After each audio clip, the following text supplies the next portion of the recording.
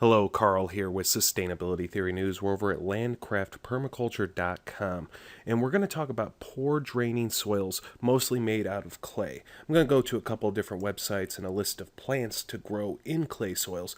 But first, there's a couple different kinds of clay, and you're going to want to perform what's called a dispersive clay test. Of course, I'll link to these pages in the description if you want to read more about it. Basically, you take a ball of clay, and you might need to moisten it first, roll it up into golf ball size, put it in a bowl or a container of water, preferably distilled or spring water, let it sit overnight. Does the ball dissolve in the water? If so, it's dispersive. It maybe doesn't dissolve completely, give it a little shake and it'll fall apart, but does it stay solid overnight?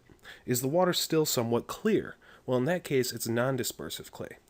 Now, you're going to want to treat each one a little bit differently. Dispersive clay, you can put some gypsum on there, some calcium on there, and it will help break it apart. It dissolves in water. You can actually use a water jet or pressure washer, for example, to dig small holes in the clay. Non-dispersive clay, though, is a little different. Both of them, however, share the property of holding a lot of water like a sponge. When you have a lot of rain, then it can become like jello. In fact, when it's wet, you don't want to drive equipment on it. You don't even really want to walk on it because it can destroy the soil structure or the holes in pathways for the moisture to travel through the soil. You need to have some drainage. Now, the key to fixing a clay-filled soil is kind of the same as a sand-filled soil. You're going to want to add organic matter. Some people say, hey, just add some sand to it, but combining clay and sand equals cement. And when clay dries out on its own, it gets really, really hard. But if it has porous sand, then it will really just go really cement hard. But angular sand, which I forget what type, what brand name sands or what color sands they are, but angular sand doesn't bind as well to clay. So you can add some of that to the clay. But really just add a bunch of organic matter. You could use straw or hay or mulch, wood chips as a mulch. You can just have a chop and drop method of the weeds that are whatever growing in there. Dandelion, daikon, thistle, they all grow well in clay soils and they have some pretty deep roots that will break up the soil.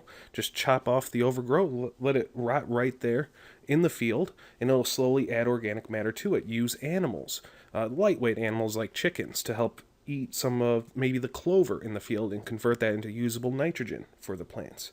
So now let's talk quickly about a couple of different types of plants you can grow. You can grow bananas, loquats, pomegranates, mulberries, red currants, but these are mostly tropical fruits. So we're going to go to the University of Minnesota. They have a list of trees and shrubs for more cold climates, and Minnesota is pretty darn cold. But a good tip here is when you take a tree or a shrub and you're transplanting it, you don't want to bury the root ball completely in the soil. You want to raise it up just a little bit. And you don't necessarily want to just fill this hole with a bunch of compost or wood chips underneath the root ball, because that will hold on to a lot of moisture, because the clay, it sort of acts like a bowl underneath the root ball. You don't want it to hold moisture and start rotting the roots. So raise it up just a little bit, and they have a little guide for that there. All right, so most of these are landscaping, but there are some food-producing fruits. Beech trees produce nuts, as well as bitternut hickory, but that's more for animals and livestock because it's bitter. But shagbark hickory tastes like pecans. Hackberry trees, hawthorn trees both produce pretty good berries. Hawthorn is more medicinal. Honey locust coffee trees, they can produce sort of like a bean. They're nitrogen fixing, so they'll add nitrogen to the soil around it. Butternut is a type of hickory as well. Black walnut. Let's see, apples, of course.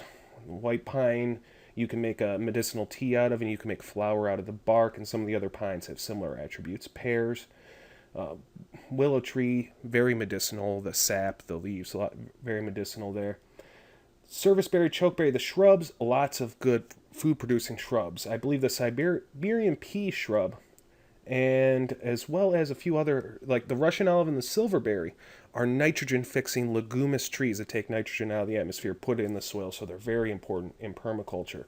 So again, I will link to this page as well. And lastly, some good tips, and there's some other plants on this page that talk about clay spots with partial shade, that sort of thing.